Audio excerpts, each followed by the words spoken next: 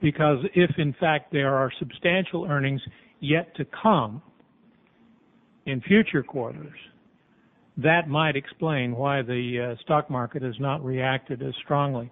If all of the money was completely lost and would never, ever be seen again, that's one thing. But if some of it's going to be seen future down... Well, you can ask that to CEO Mudd, but I think the issue is when they correct the accounting that those transactions will disappear, basically because they were not GAAP compliant, and when they make them GAAP compliant, they'll put the earnings back where they're supposed to be. So maybe if I can correct that statement a little bit.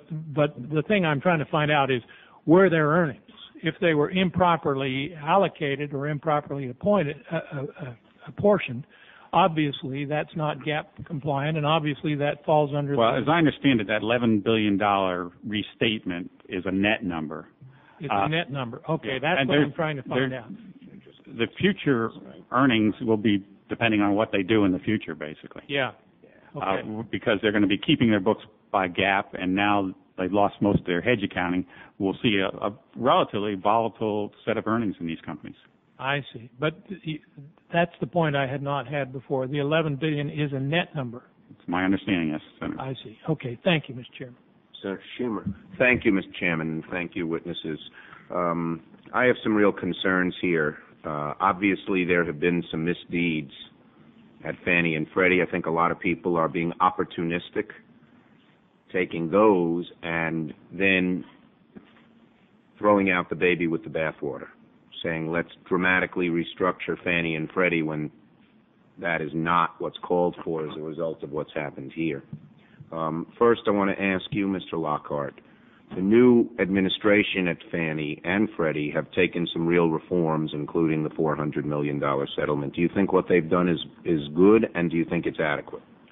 I think the steps they are taking have been good, but they're not adequate yet. And as I said before, it's going to take several years to really get to be SEC compliant and certainly to meet our safety. What more should they be doing now? It will take years, but that's because of what happened in the past. Right. Well, I mean, what more should the new management at Fannie and Freddie be doing that they're not doing now, or at Fannie anyway, that they're not doing? Well, they need to continue to work on internal controls, risk management, accounting systems, recruiting people, reviewing the people that they have. There's a whole series of actions that we've set out in the agreement. But aren't they in the process of doing all of those? They are in the process of doing it. I think they're doing it too slowly. They're doing it slowly. Whether it's too slowly, I'm not sure because of the resources available. Yep. Okay. I'm a little concerned also at the independence of you and the regulator. There seems to be this coordinated effort to go after Fannie and Freddie. On the same day the Treasury announces it's going to try to do what can't be accomplished legislatively, Secretary Jackson announces HUD's intention to initiate a review of Fannie and Freddie's holdings. Have you had conversations with the administration, with Treasury, the White House, or the Federal Reserve about the Senate GSE bill? I've had conversations, obviously, when they were looking at appointing me to the job. I have conversations. What did you say? Did you say you supported it? I said at that point I didn't know enough to say I supported it, but I certainly supported the principles of a stronger regulator. Well, that we agree with, but let's go to the issue of the problems that are here, the accounting problems and others. I don't think you're going to have any dispute. But then there's, again, the idea to dismantle or greatly diminish Fannie and Freddie at a time when we are having a tougher time for middle-class people to find housing. So I want to ask you about systemic risk, which is a different issue. Can I just say about dismantling? Because I wouldn't have taken this job if it was a dismantling job. To me, it's a rebuilding job, and that's what needs to be done. Don't you think if you greatly limit portfolio, if you put in pretty strong portfolio limits, it will greatly limit what Fannie and Freddie can do in the future compared to what they do now? It will change what they do, but I don't think it's going to greatly limit because, as I said earlier, they do continue to have the power to securitize mortgages. They package them up and sell them to the marketplace. In fact, that's their bigger business. And really what happens is they're either going to issue securitized mortgages or debt and buy mortgages. Mm-hmm.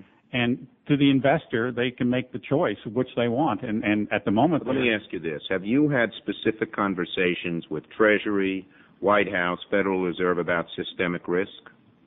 I've had conversations again about systemic risk prior to my appointment with now a Fed governor. How did you define to them? How do you define today what systemic risk is?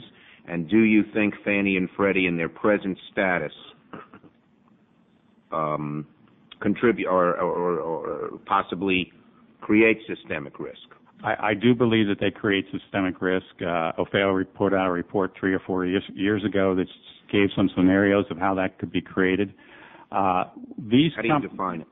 I define systemic risk is by actions of these companies that they could cause a major problem in the economy. Mm-hmm. Okay. It says here, page 21 of the report to Congress, based on OFAO's examination activities to date, it's the overall conclusion of OFAO that Fannie Mae has strong asset quality and prudential credit risk management policies. You agree with that? Yes. Okay. What I agree with is how is there they have systemic risk? They have market risk and credit risk capabilities that are reasonably strong. They do need to be improved in several areas. But their operational risk is not acceptable at this point. Say that their operational risk management. Okay. Let me ask you this. Basically, the systemic risk argument says something terrible can happen, and they have so much that you better be careful. How is it different than the systemic risk that any private institution has? Citigroup, I don't know, some of the others which are immense as well. Is there any difference? There is some difference because, first of all, this is a very concentrated risk.